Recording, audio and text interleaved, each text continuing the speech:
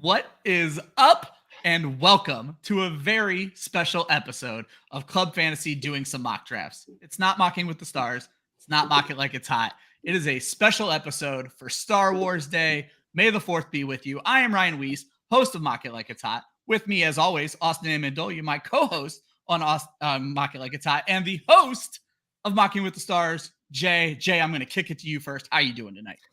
Man, this is awesome. You had your show this morning, and dude, this is something we dreamed up a couple days ago, and it's actually just I don't even know what the word is. It just quickly came to form. Yeah. Right. I mean, what was it? 3 days ago, I brought this up, and it was like, yes, we're doing this. Yes, we're doing this. Yep. Boom. I am so stoked to do this. We get everybody in the chat already. Everybody in the mock draft. I mean, it's awesome. And I guess that was Austin's phone. I looked around because I didn't know where my phone was. So he is Jay. Jay hosts our Mocking with the Stars. That is every Monday night at 10 p.m., a mock draft show where he has some of the biggest and best names in this industry. And our good friend Chris Battistell is his co-host. Austin is my co-host. He wasn't able to make it for the morning show, but he makes it for the evening show. Austin, how are you doing tonight? I'm good. I got a little nice kayaking time, some peaceful time on a river, which is fun. But now I'm here for a draft that we don't even know the scoring for yet. Well, I was going to say, and poor Austin is getting screamed at in a Dynasty rookie draft chat this morning for not making his pick while he is out enjoying time with his partner. And we are just giving this guy a hard time. It's baseball season too. Like I'm like Exactly. so in baseball mindset right now. I forgot like, oh yeah, drafts happen now. That's a thing. Yeah. So as we pointed out, it is May the 4th. I have my Lando Calrissian shirt. I have my May the 4th be with you shirt. I have my bobbleheads of all my Star Wars. And Jay had the wonderful idea. It's May the 4th. It's a movie day. Scott Fishbowl is a movie day. We've already been running Scott Fishbowl mocks. Jay, if I saw it correctly, this is our 10th Scott Fishbowl mock already. Yes, so we're running Scott Fishbowl mocks, even though we do not know the scoring, because we can kind of guess a little bit at the scoring. We know it's going to be third round reversal. We know it's going to be tight end premium. We know it's going to be tight end premium, right, Scott? And so we're going to have a little fun with these mock drafts. And then, so we said, let's do a live one on on Star Wars Day. And then Josh, our fearless leader, or maybe it was Jay, I think it was Josh, someone had the bright idea to ask Scott about doing a giveaway. And so we also have a golden ticket. One of our 12 drafters today is going to get an invite to Scott Fishbowl. We made sure that they are not in Scott Fishbowl currently, but they have signed up. And one of these 12 people are going to get in there. So first, let's get the draft up here. And Jay, if you want to go ahead and kick the draft off. So, you already did. Perfect. So these guys are going to start drafting. So let's talk a little bit about Scott Fishbowl and Scott Fishbowl scoring. So first and foremost, if you're not familiar with Scott Fishbowl, it is a charity tournament put on by, surprisingly, Scott Fish, and it's SFB 14 because this is the 14th year. Jay, this is my 8th year in Scott Fishbowl. This will represent my 8th. I started with Scott Fishbowl 7. How long have you been participating in the Fish? This will be year 3 for me. Year 3? So yeah. Austin?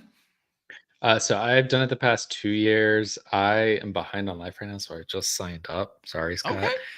So hopefully this will be my 3rd year.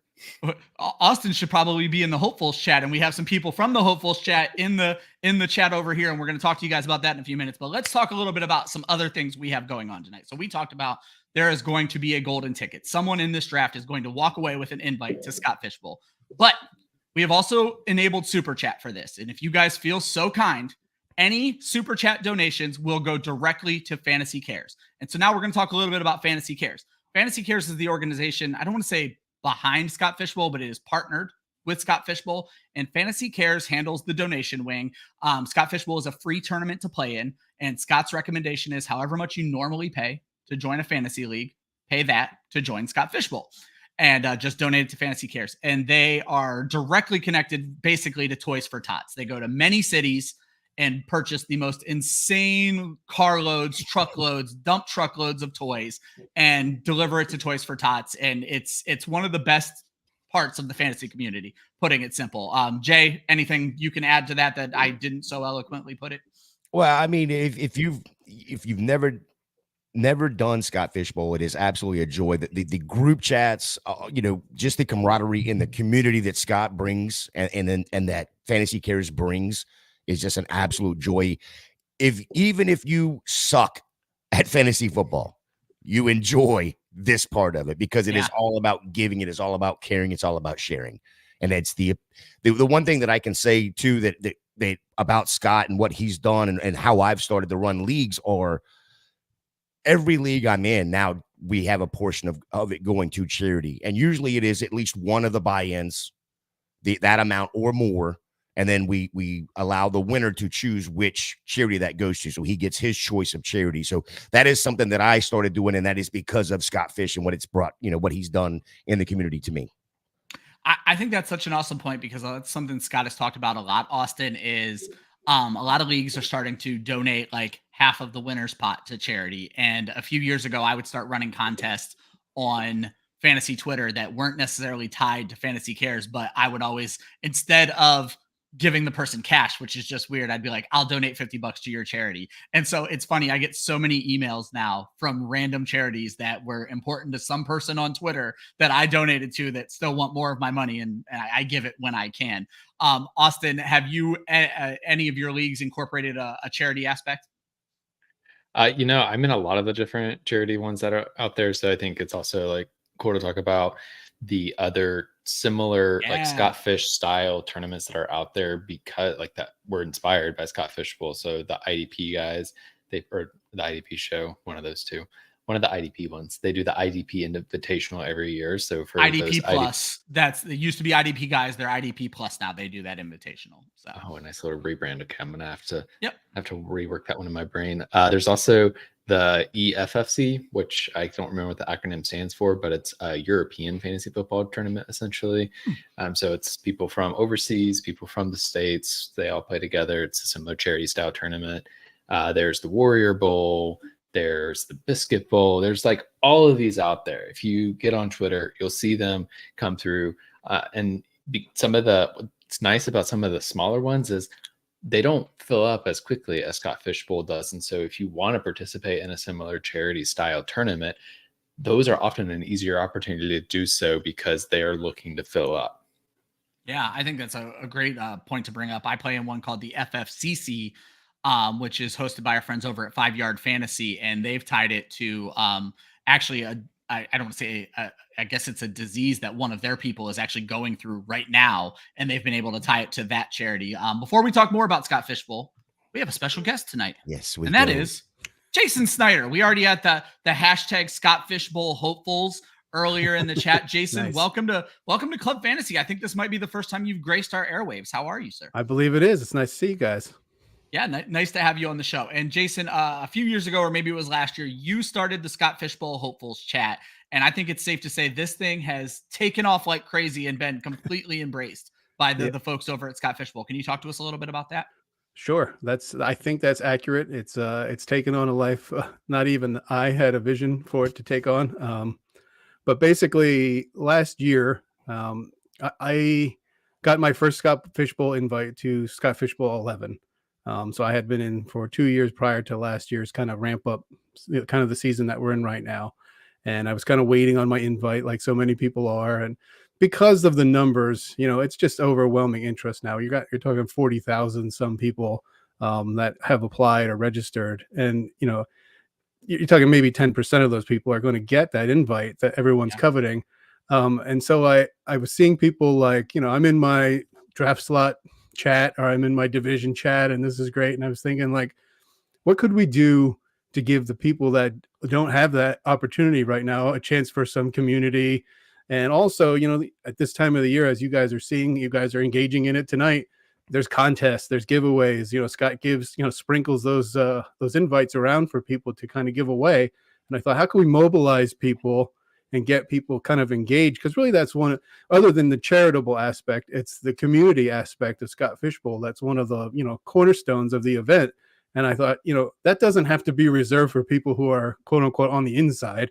Everybody can be a part of that experience. So I thought I'm going to just start this chat, see if, I thought maybe I'd get 5-10 people that were interested in joining me. And then, they could help me point out, oh, this contest is going on. Don't forget to check out this podcast or what have you. And I had like 100 people within like 2 days that were That's like, awesome. I want in. Can you get me in? I'm like, sure. In fact, last year, with Twitter changed. They made the chat occurs on Twitter. It's a group chat on Twitter. And last year, I think they were capping it at like 100 people could be in a group chat. Now they're up to like 256, I believe. We haven't hit the limit yet this year. There you go. But last year, I felt like it was funny because at first I thought I'm going to embrace these people that are trying to find their way in. And then I had a newfound empathy for Scott by the end of it because we were so close to our limit. I'm like, I'm sorry, I can't get you in to the hopefuls chat to try to get you into Scott Fishbowl. That's how crazy and how blown up the thing got last year. So when I segued into this year, I was already getting people contacting me, like January 5th. We're talking like Super Bowl. You're doing that hopefuls chat again this year, right? And I'm like, yeah, I planned on it, but like, let's let a couple waves go out so we don't have 700 people that want to get into the hopefuls chat. So we know if you're actually hopeful or if you're in already. Exactly. And then as my wheels, I figured, well, I'm doing this again because I don't really have a choice. The public demands it. I thought, how can I kind of take it a step further? So I started this year to ask people, consider giving like, the minimum donation, which was like $5 for Fantasy Cares. If you're gonna come in, because I thought that'll keep the numbers down, hopefully, and it'll help us do something and turn this movement into something beneficial, for the charity, which is at the root of this whole thing. And I mean, I'm proud to say we've been in existence. I think it's been almost 2 weeks. 2 weeks Monday, this coming Monday, and we've raised over $1,500 for Fantasy How fantastic Cares, is that? just by people's generosity of being in that chat. And those are people that aren't technically in Scott Fishbowl yet. They just are hopeful to get in, and they're enjoying the community aspect of, making friendships and relationships. And I mean, I'm overwhelmed. People say like, thanks for doing this. I'm like, hey, thank you for being a part of it. All I do was kind of put the siren, the bat signal out and say, hey, it's time. Who wants in? But without the people, it doesn't exist. So it's not me. I always bounce it back and I say, it's you guys that make this such a fruitful endeavor. So I'm really excited about how we've kind of mobilized it and turned it into a charitable aspect of Scott Fishbowl. You hit such a great point, which is the community. My first year was Scott Fishbowl 7, which would now be 2017. And the very first thing that got set up was our division chat. And at this point, I had done like group chats with a few of my like dynasty leagues, but I never considered that I would be in a chat with the people in my division, which were people from all over the industry. And what I also love about Scott Fishbowl is it's usually 8 industry people and 4 fans, which I thought was just such a cool idea to get these people in here. And then I think the next step was, and everyone's going to know this, the draft slot chat, as you mentioned. These chats fill up all the time because everybody wants to know, what did you get at the 7? What do you think I can get at the 7? What did you take at 3-7? Like, it's just like, let's talk about what that draft slot, the strategy that goes on in those chats is so fantastic. I want to talk more about that because that is, I think, one of the most important aspects of Scott's Fish other than the charity arm. But I do want to talk a little bit about today's draft and how we're going to pick a winner for this draft slot. So as I mentioned before, Scott Fishbowl, 3rd round reversal. We've already seen it come into play. We're going to talk a little bit about draft strategy and things like that. We're not going to dig deep into the players. That's not what this night is all about. So we're going to talk a little bit about draft strategy and how all of us would approach the draft. But what we decided to do is we chose a mystery player. And the person in this 12-man draft who selects that mystery player is the person who is going to get the Scott Fishbowl golden ticket at the end of this.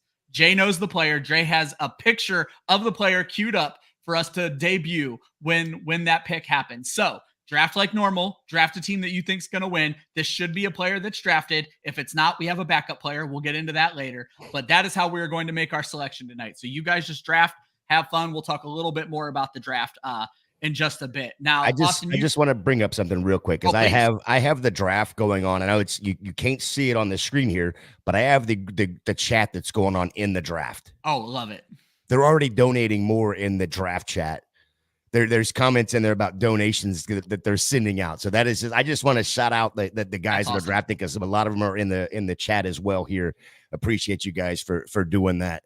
Actually, Jay, that's a great segue because I see that we have a lot of new names in here that I have not seen before and a ton of people watching on YouTube. Club Fantasy is a wonderful channel that I've been a part of for 7 years now, basically since I started with Scott Fish. We are trying to grow this YouTube channel to 1,000 viewers. Jay has just crushed it over the last 6 months, and we have picked up over 100 followers. Jay will give credit to everybody else, but he's done a great job.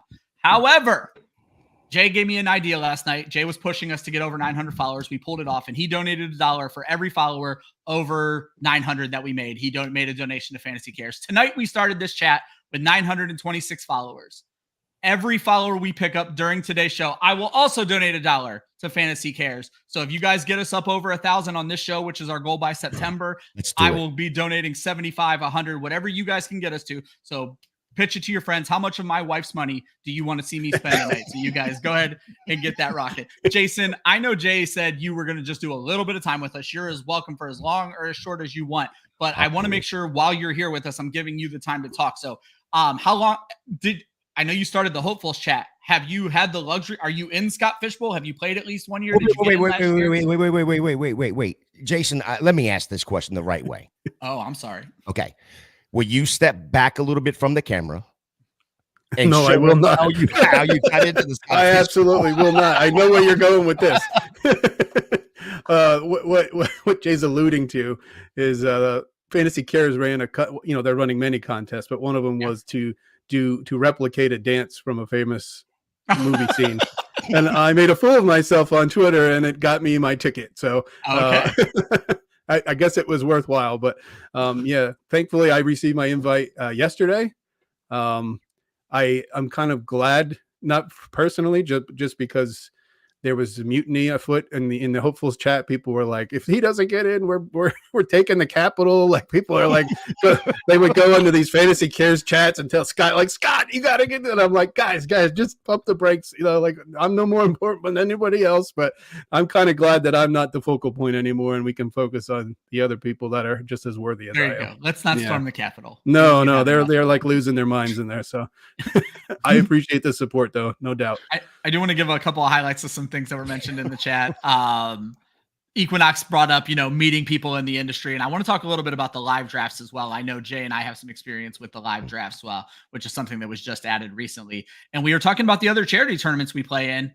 Our good friend Rachel brought up Battle of the Sexes as a tournament. I think I just saw that they were handling their signups right now and in desperate need of ladies, if I remember correctly. So if you are a woman of fantasy football, an arm of the Club Fantasy family here, you need to get involved in the Battle of the Sexes tournament. I know they were looking for ladies. They were quite short on interested ladies. So reach out to that tournament, get yourself involved. And then Hal says, the Toys for Tots videos and sprees are just amazing. And I say that is one of my favorite parts every year is when they're posting those things. That's just completely awesome.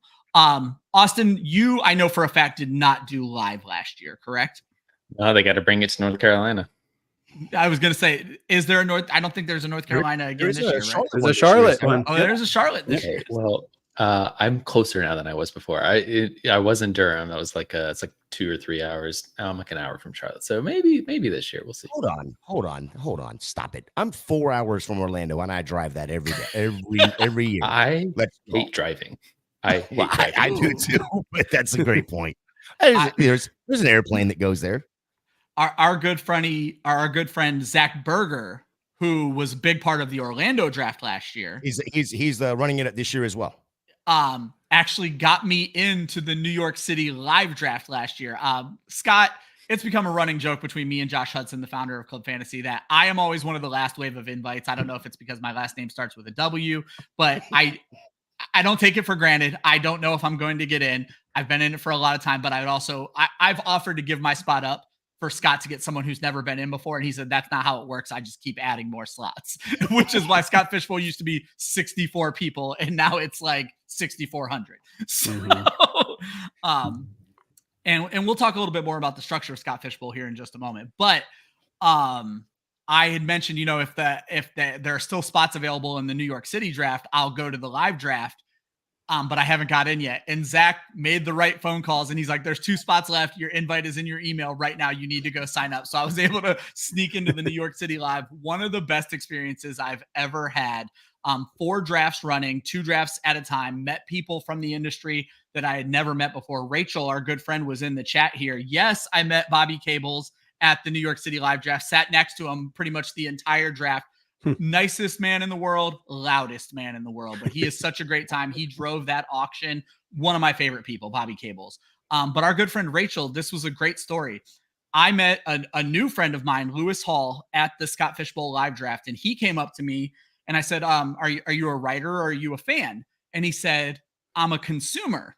And that is because Rachel wrote an article about her very first time at the Fantasy Football Expo, where she said she didn't know how she fit in with everybody, but that she was a consumer of all of our articles, and we don't exist without the consumer. If you're not reading my articles, then I don't exist.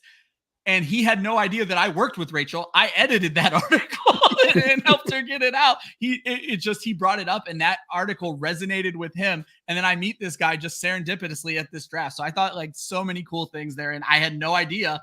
Michael, I am so mad. Oh wait, Hari. Yeah, I gotta go back here. I am so mad. I almost wore that for today's show and did not wear it. So my apologies that I am not wearing the shirt that you created. But yeah, very, very cool. Scampers is a consumer. Jay, what was your experience with the Orlando draft? Oh, wow. So like I said, I mean, I drove down the night before, stayed at my cousin's house because I got a bunch of family down there. So I stayed at my cousin's house. We played pool all night long. So it was just a getaway weekend, right? Woke up at about noon the next day, had the draft at like 4:00. So I drove down, got the hotel, went to the draft. Zach did an amazing job. We had 3 drafts going on live, just people everywhere at the brewery, and it will be at the same brewery again this year. Great customer service, but the place was packed. It was loud. It was fun. It was the auction was going on. A lot of the guys from Pulitzer Titles live in that area, so they were there, not necessarily drafting, but just kind of hanging out. Then that was the best part. Is not, we got 36 people drafting, but there's 100 people there. So that automatically tells you more than half of the people that are there are not drafting. They're just there to hang out. They were in the hopeful shed. Well, yeah, right. No. They wanted to come and experience what a live draft was. At the same time, they were drafting in a slow draft, whether that's MLF or sleeper, however their division works out. But, like this year, because I had such a great time, enjoyed it so much, I'm back in Orlando this year, and I believe I want to say it's going to be 4 drafts this year in Orlando. Maybe it's still 3, but I think it's 4. But then the very next weekend, I'm jumping on a plane. I'm trying to get out to Dallas just to go and experience Dallas live. Yeah. So, run by our good friend Casey Kasem. Yes, Casey Kasem. But then, like somebody asked a little bit ago, I believe it was Cooper said, is it Denver, Dallas, or KC, which he would want to go to? And I will tell you, go to all of them. If you can get to all of them, go to all of them. Because the more people, the more people, or the more you go to, the more people you'll meet. And it's an absolute blast. It is a blast. It turns into being just a weekend. You make it a weekend. No, I think that's a really, really good point. Jason, you got your invite. Were you able to get into one of the live drafts? Was that something on the menu for you? Or are you doing a slow draft this year? I am doing a slow draft. Unfortunately, childcare obligations make it difficult for me to get away. That is not unfortunate. You take that back. but I do want to tell you guys a quick story. And I don't want to bring the mood down, but I thought this really kind of tells you the impact. And we talked about community earlier. My first, I had been in the satellite Scott Fish Bowls for a couple of years before I even got into the main event. And the main event I got in Scott Fish Bowl 11. That was 2021. That was my first time getting in as a content creator. Prior to that, I had always applied as a consumer, as you would call it. Yeah. So I get in, and that was the music year. I don't know if you recall, and it was the bands. So I'm in the Rush division. I'm psyched. I get in my division chat, and there's a gentleman in there who I knew before. His name is Andy Spiteri. I don't know if anybody knew Andy. Yeah. He gets in the chat. We're all like, excited, pithy. He says, I have pancreatic cancer. He said, I don't know if I'm going to make it through this draft. He said, I'm going to tell Scott I'm going to bow out. And everybody just kind of like went, wow. Like the magnitude of that kind of statement, and the fact that he was like, I don't want to take up this spot if I don't think I can make it through the season. Yeah. And we just said to him, listen, you can do it. We're trying to be very encouraging, stay with us. He said, I don't want to take up this spot, but we said, well, then just stay in the chat with us, and, we'll talk ball with you. And he did. And to his credit, he stayed, and we talked to him. And, unfortunately by August, he was not with us anymore. Yeah. And I'll never forget, that bonded the whole division together, as you would imagine. And around September, his widow came in under his account and just came into our division chat to thank us. And she said, I can't tell you how enjoyable you made his last days by being there and discussing football with him and making him feel a part of Scott Fishbowl, even though he had given up his spot. And so that was my first Scott Fishbowl experience. And I got a real, I drank from the fire hose on that one. I really saw like, this is really, it means more to people than, your typical, neighborhood fantasy league. Like this, this really impacts people. And we talk about the charity piece, and that does impact people that benefit from the charity a lot, but the participants really benefit from it too, spiritually and emotionally. I mean, it was just fantastic. And so when I talk about like the hopefuls thing that I've done or any of the stuff that we donate to charity, I always kind of keep a little piece of that experience in my mind and think of Andy and think what he would have wanted his legacy to be. So that's always kind of been a part of Scott Fishbowl, and the experience overall for me is thinking about that first experience I had, in joining Scott Fishbowl. And you got the chat. I'm not crying. You're crying. Everybody's saying so. You didn't bring the mood down at all. That's the kind of stories that we want to hear about Scott Fishbowl, because it shows what this fantasy community is capable of. I think it's safe to say people who aren't in this community probably think the fantasy community is a bunch of weirdos who don't understand what the hell we're doing. But the people in this community are here for the people in this community. And I think that's just awesome. And that's a great story to illustrate it. I think both things are true, frankly. Yeah. I think we are a bunch of weirdos, but we're great people too. So that's fine. Having been in a bar with 100 of us, yes, we are quite weirdos. I'll wear that on moniker with pride. And that is something that needs to be said too for the quote unquote consumer going to these live drafts. You're going, like, if you go to Dallas, you're going to see a bunch of people in Dallas that are, pretty famous when it comes pretty to. Sure Bob Harris is going to be there. Yeah, you're going to see Bob Harris. So.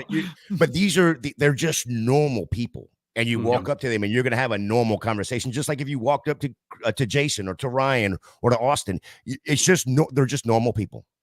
Yeah. So don't hesitate to go. Weirdo consumer, they're the same thing, Mr. Scampers. I get it. Yeah.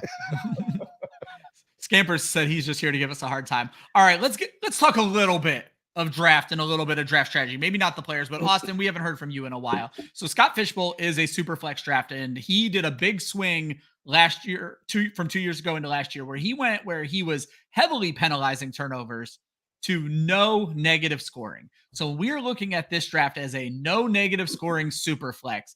And what I'm immediately noticing is the first round did not hammer quarterback the way you will sometimes see in a super flex draft. Austin, going into this draft, going into Scott Fishbowl, does it need to be quarterback? Does it need to be quarterback? Are you fine on waiting? Does the third round reversal play into that? Because I'll be honest, the first time I ever heard the term third round reversal was when Scott introduced it. I had no idea what the hell it was, and I had to go look it up. I've been doing this shit for 10 years, did not know what a third down reversal was, and had to go look it up because I did not know. But how do you feel about the last third round reversal, not third down reversal? Yeah. Did I say third down?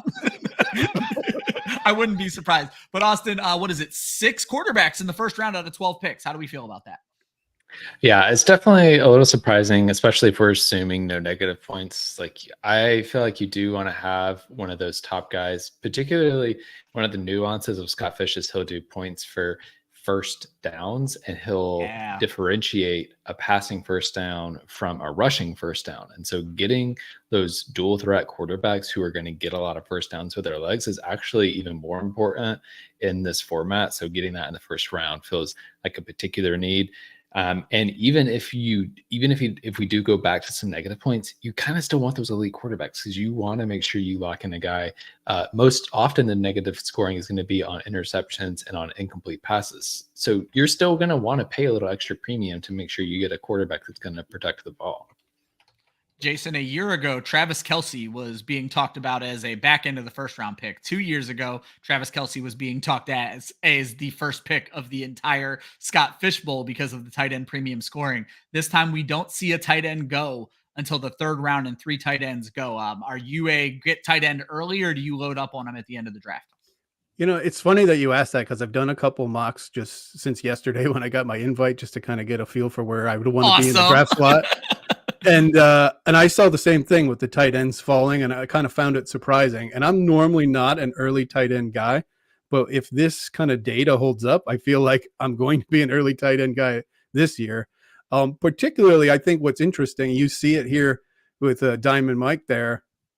You can get Pat Mahomes and you can stack him with Travis Kelce if he falls like that. And then he stacked Jalen Waddle on the next pick. Like that is a nasty build right there. Right. And I mean, it's very few and far between that you've been able to do a stack with Mahomes and Kelce like that. So if people are going to let you do it, by all means, have at it. Yep. Well, I'll tell you right now, if you're in a Scott Fishbowl draft with me, those two players are not getting past the second round. So you have nothing to be worried about there. And I don't think there was a single team last year in Scott Fishbowl 13 that ended up with Mahomes and Kelce the way the scoring was. No way. And I don't think you're not going to be able to do that this year either, because I think there's always going to be some sort of tight end premium when it comes to Scott Fishbowl. Right. Jay, and the other go ahead. I'm sorry. No. You go. The other thing I was going to say, question. You keep talking. I was just going to point out too that in my experience, this is my fourth Scott Fishbowl, as I said. When you run these mocks, quarterbacks always seem to fall, but then when the rubber actually hits the road and you get into a real draft, people that had a lot of bravado and said, "I'm not taking a quarterback. I'm taking McCaffrey here. Boy, all of a sudden McCaffrey's there in like the end of the first, beginning of the second round, because people start to get that itch and like, well, I don't want to be the first one that doesn't take a quarterback. And before you know it, that first non-quarterback is sliding down to 8, 9, 10. So for anybody, I'm just saying it as a cautionary tale for new people. Don't take these mocks as gospel and think, oh, I'll snatch up a quarterback in the middle of the second round. They're going to go way higher than you think when it's live. And Scampers points out in the live drafts, they fly off the board as well. And a lot of that's the peer pressure, because you're already worried in a slow draft about not being the last one to take a quarterback. Imagine being in a room with your league and then you're the guy who waited and took Daniel Jones in the 5th round and they all just laugh at you, which kind of sort of happened to me last year. It's not even just being there. It's not even just being there with your league. It's 2 other leagues or 3 other leagues that are watching you. And then all the people that are standing there just watching the drafts happen. Like, why does everybody have multiple quarterbacks and that guy still has none? What's the point? What is he doing? Do you even know the rules? I guess we're talking about D's Knots in this draft, who has Aaron Rodgers in the 5th pick. All good fun. We are going to bust your balls about some of your picks. All in good fun. Jason, actually, Jay, I want to go to you first. 3rd round reversal. Like I said, a new concept for some of us who've been in the industry for years, but one that has taken hold and certainly taken hold of the dynasty community. But let's talk specifically about Scott Fishbowl. I think 3rd round reversal in Scott Fishbowl gave people the ability to really start doing some weird things with their draft strategy. Nobody has seen more Scott Fishbowl drafts than you and maybe Scott Fish and Ryan. I've seen more mocks than most. You've certainly seen more mocks. Have you seen the 3rd round reversal just really allow people to play some games with their draft strategy? Oh, absolutely. And this time of year when we don't have the scoring, you'll see, especially if you have somebody that wants to draft from the 4th spot and then the next draft they want to draft from like the 9 spot and then they want to draft from the 12 spot, just the completely different builds that they try to do, or to see what they can do, what players are going to fall. Like Austin likes to see when he's doing mocks, what players are going to fall to him, and he'll move from mock to mock, different positions. And I see that happen in a lot of these Scott Fishbowl mocks. The one thing that I see is with that 3rd round reversal, there's a lot of them that they'll stick themselves in that 11, 12 hole and never move up to that 1, 2, 3, 4 area to see what the difference is when that 3rd round comes back around to them. It's beneficial to have, 3 of the top 25 players. Absolutely cool. But what is your build going to look like when you have, the 2nd pick, the 11th pick in the 2nd round, and then the 11th pick in the 13th or in the 3rd round? So what is that build going to look like compared to what you can do when it's, okay, you're cheating going to the 12 and just going to stay there. Now, once you have your draft position and you have all the rules, I 100% get it that you want to build that, from that spot and see what's going to happen every single time, or at least find the trend. But I think when you're sitting there in these mocks, and even if you have a draft position already, move your draft spot around a little bit here and there just to see what different builds, what your mindset is. If you're sitting there at, like I am a 4, I'm going to move back a couple of times. I'm going to go sit at the 11 and see what that 3rd round reversal does. And then also it gives me a perspective what somebody else in that 4 position looks at and how they That see was it. the exact point I wanted to hammer, Jay, is you're going to go into these drafts thinking like you think all the time. Let's see what other people think Yes. it for and see if you like their builds better. Jason's going to stick with us the whole show. Jason, you didn't get a chance to hear this at the beginning. At the end, I am going to expect us to dissect one of these teams. So you are going to pick one of these teams that you like the most. If you don't have the link, Jay can get you the link, or we can drop it in the chat or something. I'm All looking at it. I got it. And that sounds good to me. All right, because we want to make sure. I want to get back to the hopefuls chat. Pardon, I'm putting you on the spot here because we haven't really prepared for this because we didn't prepare for any of this. Do you have an idea of how many people you were able to help get into Scott Fishbowl last year? Oh, last year I don't, but this year, because we were so successful, I'm keeping a spreadsheet and trying to stay on top of what our success rate has been. And I already mentioned our charity raising totals, so I've had to stay. It's required a little bit of an administration on the front end, but I think it's helpful. I've been kind of tweeting out with some regularity, maybe like weekly or so. Here's what our percentage is. I think the last time I tweeted it, we were at like, Jay, do you remember? I think it was like 35%, something like that. Like, it's a phenomenal number. Given that it's industry wide, it's like 10%. I mean, I think that's pretty good. And we just had another whole crop of people get in yesterday, so it's got to be even higher than that. Now, a couple more this morning. Yeah, exactly. So, I think the good thing is what I try to preach in that chat all the time is that everybody kind of approach it with positivity. We don't want anybody, being aggressive about getting their invites or complaining, because obviously that's not the spirit of what this thing is about. And what really kind of gets me about that chat, and what I didn't expect, but I'm more than happy to see, is just the overwhelming supportive nature of it. As soon as Jay can tell you, he's in the chat, when somebody gets an invite, that thing lights up. Everybody's like, "Oh man, this is awesome." They kind of treat it like one of us gets in, that means a piece of all of us is getting in. Yeah. And there's no jealousy, there's no infighting, there's no how come that guy got in. I've been in the industry longer than none of that stuff. It's just like, and when you're used to that, toxic cesspool that is Twitter, and you get like, a high dose of that positivity, it's like, am I in the right place? Like this can't be real, but it really is. It's authentic. It's wonderful to see. Well, first and foremost, the chat is just alive with your hopefuls. I feel like you have started a cult that I was not aware of until today. JJ Willie said he got in yesterday. Cooper Johnson also got in yesterday. I feel like these are your people, because we do have a lot of new people to our channel. I want to throw out there, if you haven't clicked subscribe yet, we'd very much appreciate it. For every new subscriber we pick up during the show tonight, I'll be donating $1 to Fantasy Cares. We're going to do a ton of these mock drafts. Jay, I know you're a part of the hopefuls draft, so I imagine a lot of these people are probably a part of our Club Fantasy mock room as well. No, they are not. Not yet. Well, there's going to be plenty of room for Scott Fishbowl mocks. Here at Club Fantasy, we run 2 mock draft shows a week, one hosted by me on Saturday mornings, one hosted by Jay on Monday nights. I already have earmarked my entire month, I think, of June into July as Scott Fishbowl drafts, just because that's what people want, plain and simple. We had a lot of fun with it, watching Jay do it for another website last year, and now we got him over here doing it now.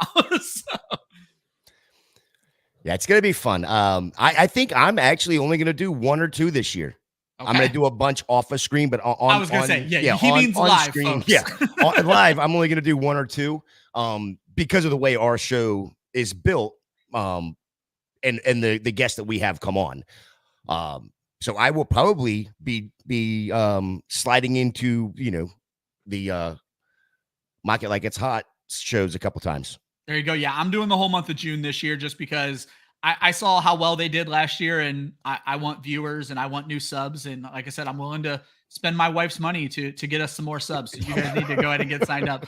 Austin, Jay hit a really interesting point last segment about draft strategy. You and I have been doing mock drafts for 3 years now, and you have resorted to Google picture draft slot now. And I think that's a really interesting way of doing things, because the whole point is you want to see how things fall. And another thing you talk about on the show is sometimes you won't draft the guy you want because you want to see where he's going to end up. One of the things I love about mock drafting, and one of the reasons we started this, and something JJ Willie brought up, is he's going to do a ton of mock drafts because he wants to see how drafts are going and how he needs to react in his draft and things like that. And Austin, that's something we talk about on Mock It Like It's Hot all the time. So just talk about kind of like mock drafting and how you use it. Yeah, I completely reiterate everything you just said. I mean, I use it just to figure out where the board is and how players are falling. And yeah, like you said, I specifically won't pick players at times. So like if I were in this draft, I might see what it's like if I don't get a quarterback in the first round just to see how it goes. So to the point that we had earlier, like quarterbacks are probably going to go faster than this. That's probably because there's a bunch of people just testing out. We're testing to see happen. what's like if I don't pick a quarterback. That's such a good point. Yeah.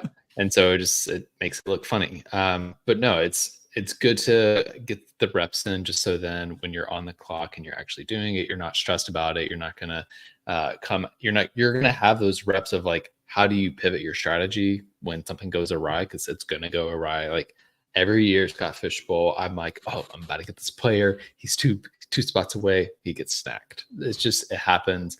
All of the snipage feels like it is turned to 11 in Scott Fishbowl because everybody there's a lot of people who think very similarly in this league too. And so because you get a lot of industry people, so they're gonna like all be consuming very similar content. It's gonna lead people to similar takes. So just understanding the board, understanding how people are treating the scoring system is so important. So particularly once that gets announced, you need to be doing the mock drafts.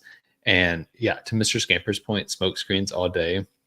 There was one time I did a dynasty league and they're like, should we mock before we do our dynasty strategy together? I was like, sure, we definitely should. So I can just not pick any of my favorite players. And so, hey, if you get in the Scott Fish League where they want to do that, like go for it. It'll be a fun time and you can just second guess every decision that everybody makes.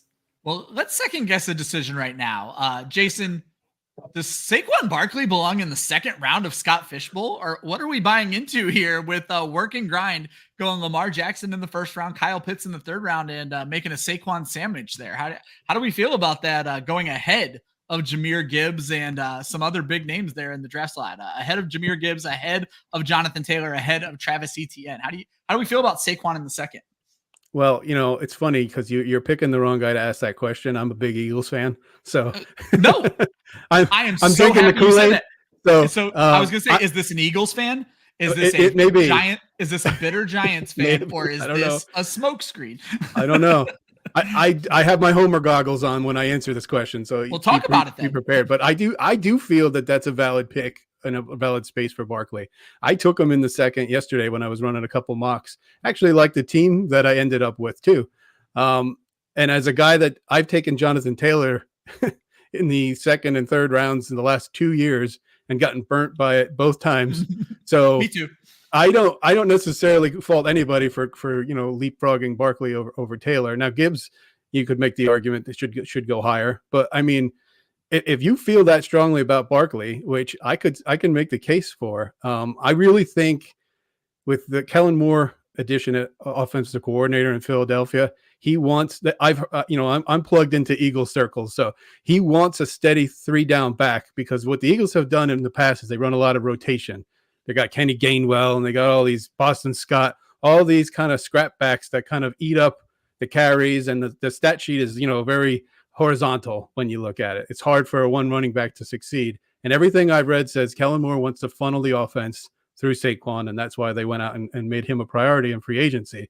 So if that happens, and you're talking about the Eagles' offensive line is always, top 5 in the league, I as long as he doesn't, the injury bug doesn't come for him, which has happened in the past, but you can't plan for that.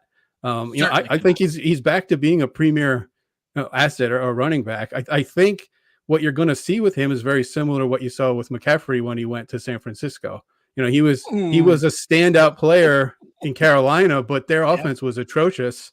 And when he ended up with some weapons around him, he really flourished in San Fran because, the defensive coordinators couldn't zero in on let's just stop McCaffrey and then we're good. Yeah. That's going to be the same thing. I mean, you talk about A.J. Brown, talk Devonta Smith, Dallas Goedert, Hurts, they've got weapons. So it's like pick your poison. If you're going to stack the box to stop Barkley, you're going to have a field day throwing all those other guys.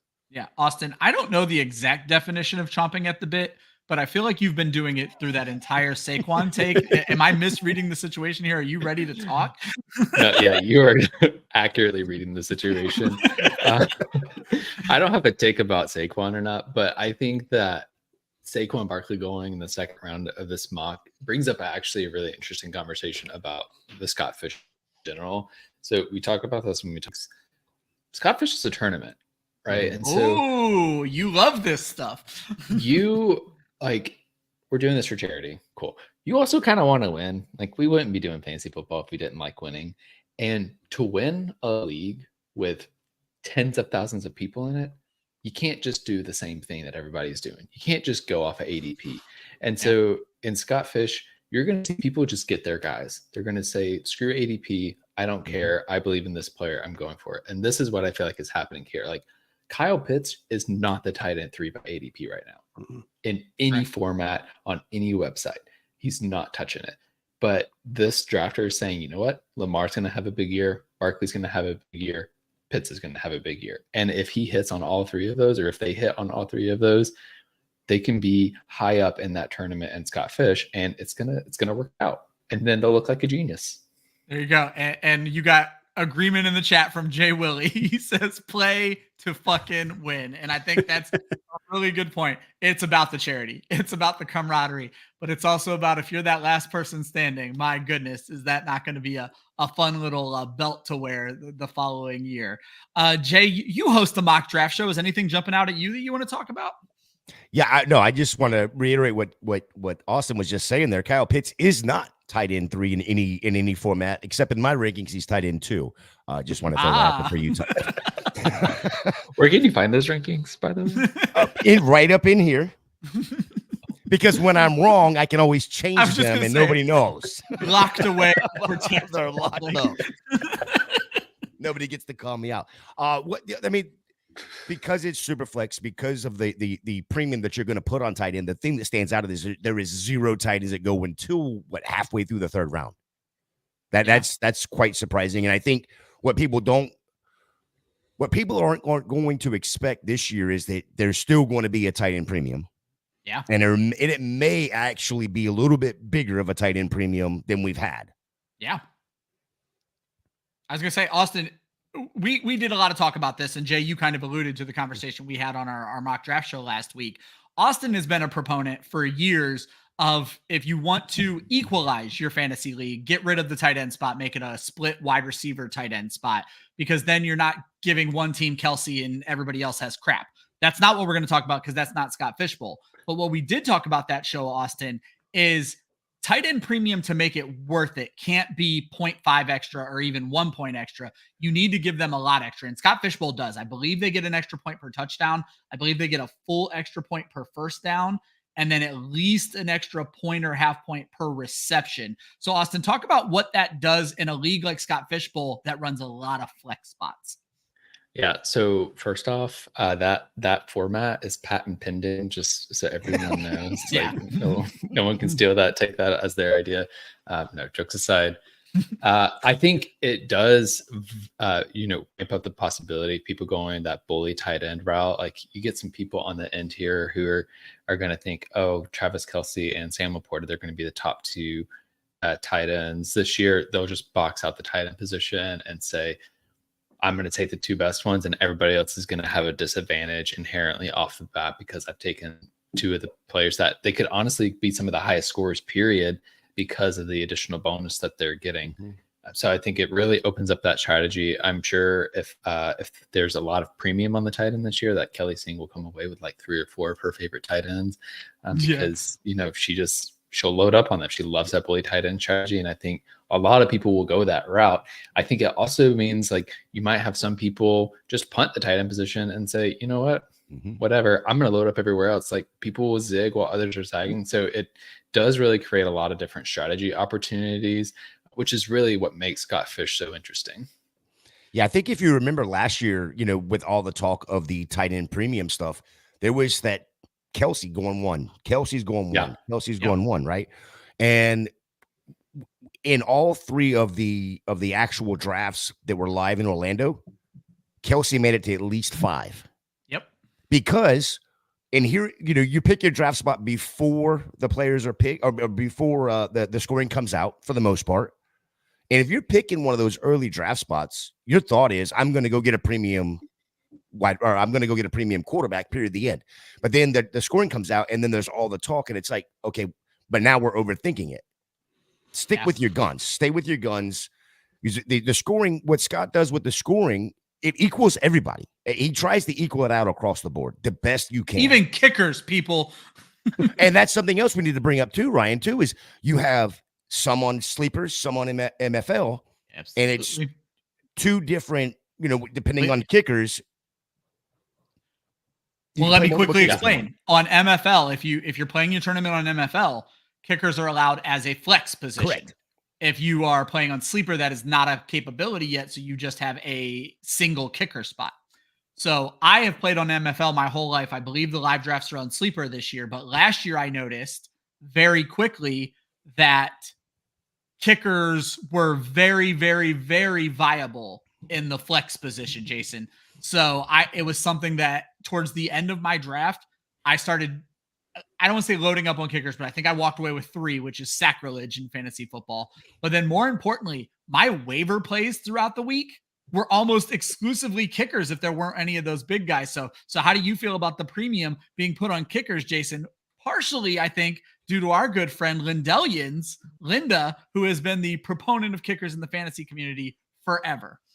Yeah, no, I totally agree with you. It definitely played into way more than I had ever experienced before in any of the previous leagues, especially like you said, waiver strategy. I mean, I remember looking at who's in a dome this week. What's the weather like this week? Who has the most likelihood to kick, multiple field goals? Who's playing a tough defense that's going to hold them to a field goal versus whoever put strategy into a kicker before, but I found myself doing it just because of exactly what you explained. They were viable, and then their points counted.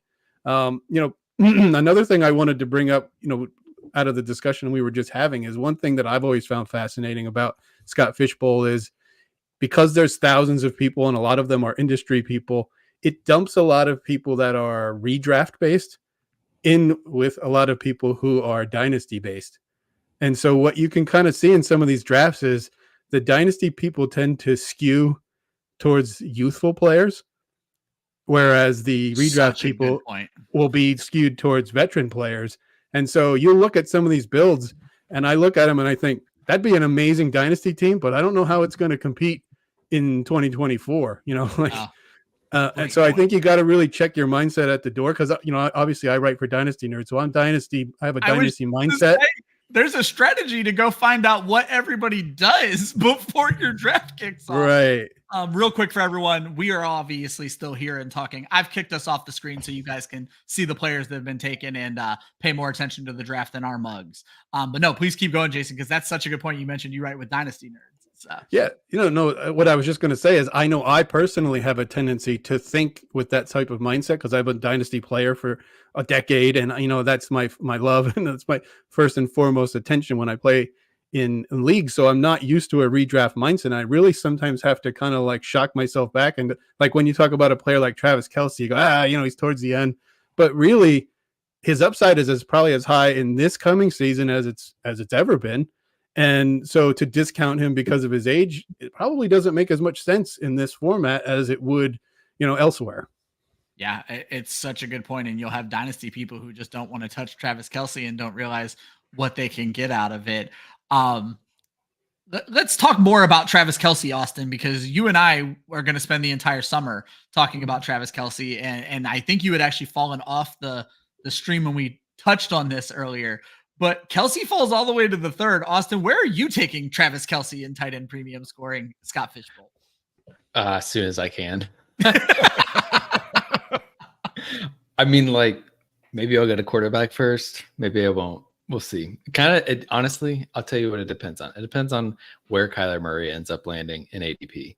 Because I feel really good about using my first round to get Travis Kelce if I'm in the mid to late first round, and then getting Kyler Murray on the turnaround.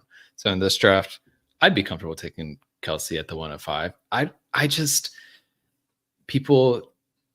My thing with Travis Kelce is everybody's like, oh, he's old. I'm like, he was hurt at the beginning of the last year. And the Kansas City Chiefs, they don't need Travis Kelce to get to the playoffs. They need Travis Kelce to go off in the Super Bowl To win the Super Bowl. To win the Super Bowl. Like, they are never thinking about like, oh, I want to win the conference this year. Or I want to win the division this year. They're thinking about, I want to win the dang Super Bowl. And so they had no incentive to rush Kelsey back. They had no incentive to give him a ton of snaps. And they probably don't this year, frankly. But I do think that he's going to have a better season because there's going to be more weapons in that offense that'll help him out and get him open. So I'm fine still taking him in the first round, particularly in a year where it's going to be easier to get him in those first 2 rounds than it was last year. Jay, I know we aren't going to spend a ton of time talking about players, but something just caught my eye and I had to bring it up. Michael Penix went 2 full rounds ahead of Bryce Young. What is happening to Bryce Young? Does everybody just write this guy off? Or are they just done with him, Jay? I mean, I wrote him off last year because of the situation that he was going into. This year, they've done a little bit on the offensive line. I don't agree with that. But at the same thing, don't take this the wrong way. Caleb Williams, whatever in college, how good he was in college, he still had a fumbling issue. You're taking him ahead of Jordan Love, Kyler Murray, Dak Prescott? No, you're not doing that, are you? I'm big on Caleb Williams. I'll say I've started my early projections. I'm not going to project him to break every Chicago Bears record like some of the things I've seen on Twitter. I will not take him ahead of Dak Prescott. Not with that offense that they have. No, that's yeah. Anyway, it would be hard to take him ahead of Jordan Love in what we saw last year, and even Tua in what we saw last year. However, and Austin's going to fight with me about this because we've already fought about Kyler Murray on draft night. I would take him ahead of Kyler Murray. That's just me, though. Well, the issue I have with it is you're taking a rookie quarterback. Okay, great situation, probably the best situation any rookie quarterback's ever walked into coming into the NFL. But he's still going to learn the playbook. You're taking him that early over, and he's your QB1. Oh, and by the way, you back him up with Jaden Daniels. Well, Carrington said nobody could see him. Everyone looked over him. And I don't know if he is. He's been the same size since he was born. Just ask him. Well, I don't know if Carrington is purposely quoting Drake dissing Kendrick Lamar here, because that's basically what Drake said in his song yesterday.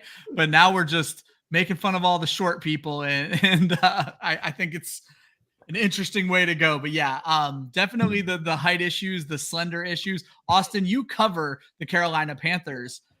Do you think with the additions of Jonathan Brooks and Xavier Leggett, and Jay will tell us how to pronounce his name properly, and I know I have to have a big smile on my face when I say it, but Jatavion Sanders. Jatavion, like a lot of people there. Are we going to see a better Bryce Young than what we saw last year? I think we are. And I think it's even more, even before the draft, we were going to see a better version of Bryce Young than we did last year. But the way they spent their money in free agency was on their guard positions. Mm-hmm. And when you look at the history of quarterbacks who are the same size as Bryce Young, having solid interior offensive line play has been a key element of that. And so I think the issue for him last year was their guards were not great. There was potential in them. There were 2 rookie guards, and I watched a ton of tape with those 2 rookie guards. They weren't it, though, and that's why the Panthers they signed these huge contracts to fix the guard position. So between hopefully fixing Ike Ekwonu and then getting an actual receiving room, right? They basically said, Jonathan Mingo, you're going to be in there on run blocking because he's a really good run blocker. He's not going to be there in 11 personnel. He now has Adam Thielen in the slot. He can get Deontay Johnson outside and Xavier. I think it's actually pronounced Leggett, turns out. Well, I was just going to say, I thought it was Jay who made the joke this morning. No, it was actually Scampers who made the joke this morning that I'm not saying his name right. So Leggett. Okay. I also want to point out that I probably got myself fired by forgetting to mention Deontay in the first place. So if Josh watches back to the show, I'm in trouble. That is true. In fairness to you, by the way, we didn't learn it was Leggett until in his opening press conference after the NFL draft, he said it was Leggett. So okay, well, there we go. Not all your fault. But between those guys, I think Jatavion Sanders is an interesting addition to that. I don't think necessarily Jonathan Brooks is going to be anything mind-blowing. Yeah. But it's more depth for them to run the ball and make Bryce Young's life easier. So I do feel like he'll be more productive. He won't be as under pressure. We're going to finish this thing up by just talking about Scott Fishbowl in general, and then, of course, talking about what our favorite team from the draft is. Jason, I want to stick with Bryce Young for one last question because you mentioned you write with Dynasty Nerds. Bryce Young versus this year's quarterback class. Bryce Young in Carolina versus the landing spot of this year's quarterback class. Because I've been doing a lot of mock drafts already this season. The Bryce Young disrespect is very real. He is not getting first overall pick respect in these mock draft streets. Let me be very, very clear. How would you stack him up against the landing spots of this current class? Wow, that's a great question. I do agree with you. I'm seeing him fall, in this case, he's what, in the 12th round? I mean, 12th I think round of a super flex, the first overall pick quarterback. Right. And I mean, when you talk about quarterbacks that went first overall in their draft class, I mean, I'm not in any way talent-wise comparing him to this guy, but remember that Peyton Manning went, I think, what did he go, like 2-14 in his rookie year? Like, yep. Let's not just get rid of this. The kid's young. And he broke the rookie interception record that year. Exactly. Right. So I mean, I think there's a lot of potential in the guy. When your original question, I think I'd probably put him up in like the JJ McCarthy, Bo Nix territory. I'm not going to put him over Caleb just yet, just because I think Caleb's weapons are better. And he also went 1. That's okay. Right. And to be fair, we haven't seen Caleb in the NFL yet. So there's an unknown factor there. He could come out and be CJ Stroud. He could come out and fall on his face. But I think that intrigues people when you haven't seen it. When your last memory of Bryce Young is as a failure, that leaves a distaste with people. And probably you're also getting a little bit of a backlash over some people who took him higher. He was the Caleb Williams of last year, where people were taking him obscenely high, and they go, I'm not making that mistake again, and it's an overcorrection. So I was going to say, and that spells value in fantasy football, my friend. 100%. Yep. So I'm with you. I think if he continues to kind of linger and be around in this, Derek Carr, Geno Smith territory, I'm snatching him up every time. All right, guys. So what we're going to do here is, before we go and take a look and each mention who our favorite team is, and before we announce the winner of the contest, and we do have a winner in the contest, it was an easy pick, so we got it all figured out. I want each of us to go around. If this is someone's first Scott Fishbowl, and Jason, you're probably the best one to answer this question, so I'm going to save you for last. So Jay, what advice would you give to someone their first Scott Fishbowl? Oh, it's not even about the draft then. It's about having fun, be in the community, get in your draft chat. I mean, you never know who's going to be in your draft chat. Really, really never know. I've heard of stories where people met celebrities that were in their draft chat. And Thomas Everett Scott was on my mock draft show last year. Yep. Shane Battier. Some of these you would never talk to them. You would be too scared to talk to them or whatnot, just because because of their person, who they are or what they are. And you come to find out that they are just normal people and they enjoy fantasy football just like you. Be you, enjoy it, because it's as much as whatever it is going to be, 4,000 players enter this contest or whatever it's going to, 4,400. I don't know what the final number is going to be this year, but however many it is, the chance of you winning it is not as much of a chance of you getting to meet somebody. Yeah. And build relationships and build friendships. And that's ultimately what it's about. I grew up watching Blossom and got to host a Scott Fishbowl mock draft with Mike Stoyanov. And he is somebody that is in he's a 104 like me this year. Oh, that's awesome. So he's in my group chat over there. And I'm sure, I know people who are in group chats. Jason and I were talking about this earlier in the chat.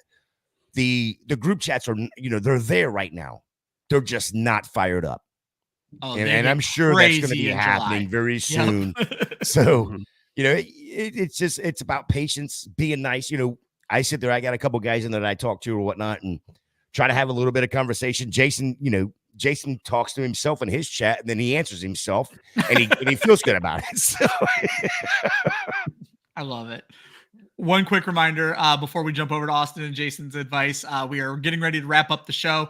ton of new viewers right now. Appreciate every one of you guys. If you haven't hit subscribe. One, we go live 5 times a week, tons of mock draft shows, tons of good stuff here at Club Fantasy. But for every new subscriber we pick up during the show, I'm also going to be donating $1 to Fantasy Cares. So if you want to spend some of my money, some of my wife's money, go ahead and hit that subscribe button. It costs you nothing, but you can see some money go to charity. Austin, what would be your advice to someone in their first year in Scott Fishbowl, which you are not too far removed from yourself?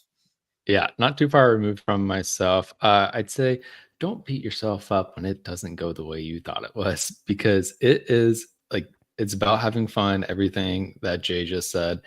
And if you're like me and you're pretty competitive and you want to see yourself doing better over year and whatnot, it's really freaking hard. I was almost in last place at one time last year. And I do mock drafts all the time. It just, I got a little bit too blinded by Daniel Jones, and what do you know? It didn't work. So have fun with it. Take your chances. Go get your guys. I'm a big, if you watch the show, I'm a big go with your gut guy. I'd rather do a bad job trusting myself than not trust myself. And I could have done better. So just enjoy it. Take the chances and, have fun with it. There you go. And Jason, you've facilitated the dream for so many people. Do you have any advice for the people that you're help getting into Scott Fishbowl for that first time?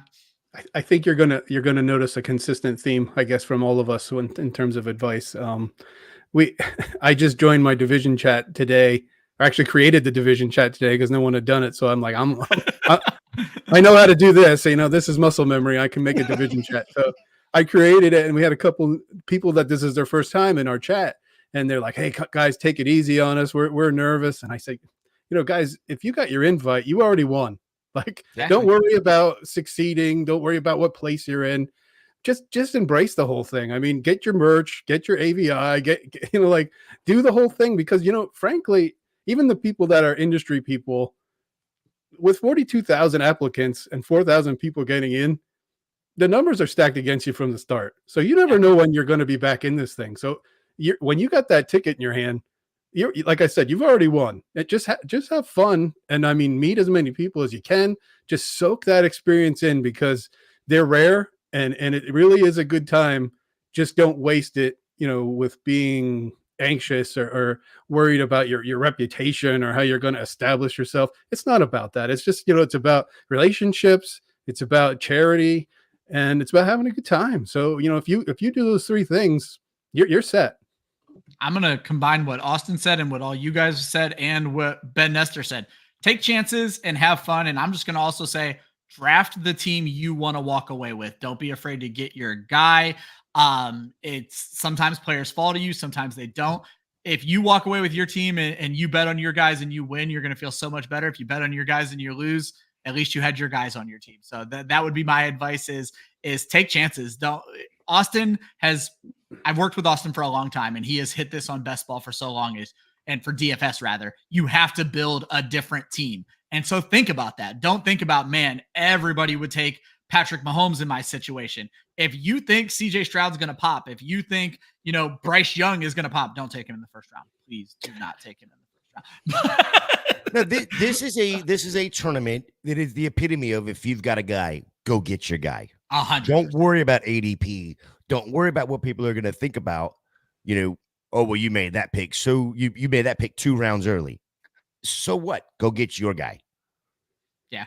And we got the new people in the chat who just got into their league, and they find out they're going against 32 beat writers and Heath Cummings. So first of all, congratulations that you get to hang out with Heath Cummings. Think about this. If I told you a year ago that you got to play in a league with Heath Cummings, you would have been ecstatic. So now you just got to beat Heath Cummings, and I think you can do it. So go out there and do it. All right, Jay, get us started. Which one of those teams did you look at and say, man, they did a good job? That's how I would like to draft. I guess I need to pull that back up so we can. Yeah, I was gonna say you took it down way too early. I'm gonna put it back up on the full screen. Yeah, do that. Okay. So you don't have to give a whole long thing here. Why? I like going with the quarterback first. Okay. Because I like picking from that early. I want to go get my stud quarterback, and then I'll move on from there. Like last year, I was at the 4 spot. I took Lamar Jackson, then I took Jonathan Taylor, and I was able on the 3rd round reversal to come back and get Anthony Richardson, and I was fine. I was super comfortable as soon as I walked out of the door. 2 weeks into the season, it wasn't so great. But that's okay. I got my guys. That's kind of how I like to build in this format. Yeah. The other side of that coin is I am a huge build through the wide receiver, especially when it comes into dynasty. Okay. This being redraft. My guy right now, just looking at like the first 3 to 4 rounds, Diamond Mike, clearly. Okay. Two stacks right away with quarterbacks and the tight end and wide receiver. I like it. Austin? Yeah, I looked at Diamond Mike really closely because of those stacks. I liked it, but the running backs is what made me go a different direction. And I'm going a different direction than Jay on 2 fronts because I'm going wide receiver first with mine. And there are 2 that are really close. They were both on the end. I'm going with Wilson 27 out of the 11th spot. That J. Jeff Puka Nakua is nice. That is so nice. That's cheating. And then you're still getting like solid quarterback play. Brock Purdy, Matt Stafford. Stafford stacked with Nakua. Yeah, but then he cheated and got freaking Connor in the 8th round. Got Najee Harris in the 9th. That's cheating. Oh, I should have known Austin was going to pick that team with Najee Harris in the 9th.